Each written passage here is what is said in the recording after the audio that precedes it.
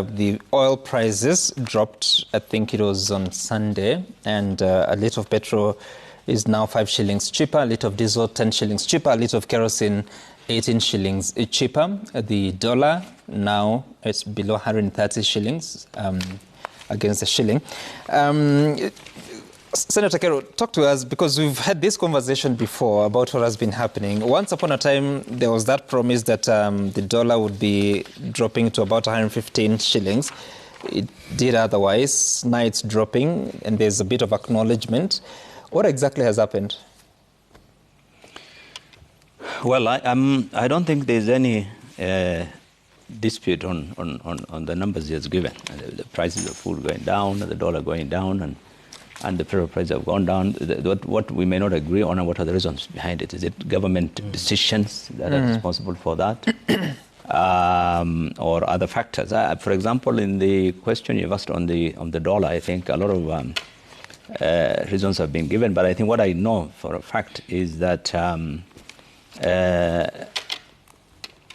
the euro is one. That the way we were able to get a new euro bond to pay the one that was maturing, it did create a bit of confidence in government, and that was part of the reason. There's a significant uptick also in loans from IMF, World Bank, significant inflows of foreign currency into the country. Third, I know there is a substantial inflow of foreign investors taking up bonds, and even Kenyans selling off their dollars and going for the government securities because of the very high interest rates. Government securities have reached 18%. So it makes no sense for you to have your money in dollar when you can invest in that 18%. And when the infrastructure bond was released, it was going at 18%. And so that also was part of the reason why the people cashed their dollars and went for that. So I think those are some of the factors. But if you ask me on the fundamentals of the economy, on the balance of payments, on the imports and export, this did not change significantly. I don't think there is a slowdown in imports because of the very high cost of business in the country. I'm in business. I know everyone has reduced the import of raw materials because of the high cost of taxes, the low demand because of the high, and so forth. So, yes, imports are a bit low because of that, but not for any other reason. But exports have not gone up significantly. We had challenges in coffee industry. We had challenges in tea. You remember in the past, just improved in the last 2 months or so. So I think that those financial reasons, and of course the central bank also focusing their monetary policy on raising the interest rates, ostensibly to fight inflation, but to also attract money, because for their bonds and bills and so forth, but to also, bring down the shilling, because the more they raised the rates of interests and these bonds and bills and everything became very attractive, the more money, the more demand for the shilling.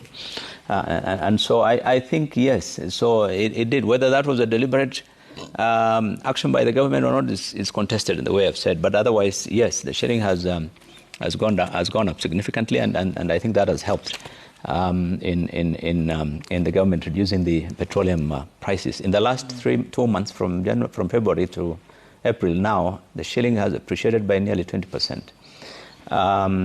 Fuel prices, not of course by the same amount, but almost by 12-13% they have reduced in the last. And the reduction in fuel is purely because of the dollar, really. There's no other incentive by the government. They have not reduced taxes or removed any of the levies or any of the things. It's just the dollar, really.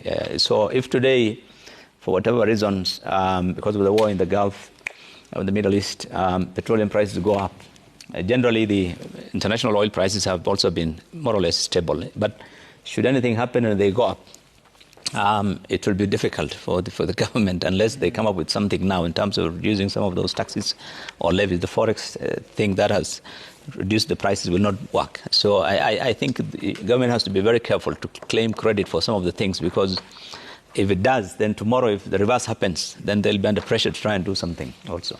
And so when all these things are happening, what then is your assessment of the economy? Is it improving? Is it stagnating? or retrogress? Well, you see, the economy is not all about just getting, overnight. In the last February 15th to now, the dollar changed, and so the economy has improved. No, the economic situation is still pretty bad, and I think this is why, of course, I'm not in government, but government likes to give different perspectives on different circumstances. Even doctors want money, the economy is bad, but when there's something else, they can say it's good. But the fact is, the economy, if you talk to the ordinary Wanjiku and the ordinary people out there, the situation is not better because the cost of living is still pretty high for them. Things are expensive, life is still difficult. Business is very bad. If you talk to the manufacturers, if you talk to many of the businesses, they tell you things are pretty bad. I mean, the demand is low. So I think the shilling has helped, yes, but the effect would come in the next few months if it's sustained. Because 1.5 months really of the shilling appreciating. For me, for example, in my business, to import even my raw materials, the delivery, it can take even 2 months. So the effect will be seen later. So I think if it's sustained throughout the year, yes, it would have an impact, particularly on the cost of production of goods that rely on, and if that also downward review of the prices of oil also continues, yes, then both of them would have an impact. But the significant thing really for the ordinary Mwananchi is the cost of food, and this because of the weather improvement. You remember in the last 3 years or so of Uhuru, we had severe droughts. Right. Luckily, this government, the last 2 years, the weather changed dramatically, and there's plenty of rain, and so the farmers, with the help of the fertilizer, the weather particularly, I think things are looking upward for especially in the food in the food sector. So if it continues, yes, you can say yes, the economy is now on the right track. But sustainability of the forex, of the petroleum prices is critical. Right. It's critical.